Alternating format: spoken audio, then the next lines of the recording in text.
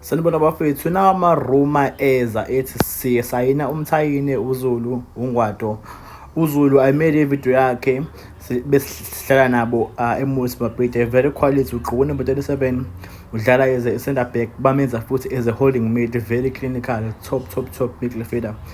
I just don't think ukuthi siyamdinga benomthiyane njengamanje. I feel like i-position yama-holding we more than enough. We got Unduli, we got Makawula, we got Mbata, we got Selepe, we got Dancing, we got Dlamini, we got Mbule.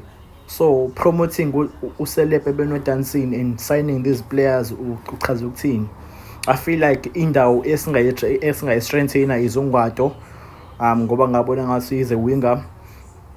And I think something Gundlovu with Golden Arrows, umuntu ongadlala on the right, like he's a typically a police vibe for me. Yakora, he can be more like an Neves, but a right forward comes in as a second number 10 pace unamandla.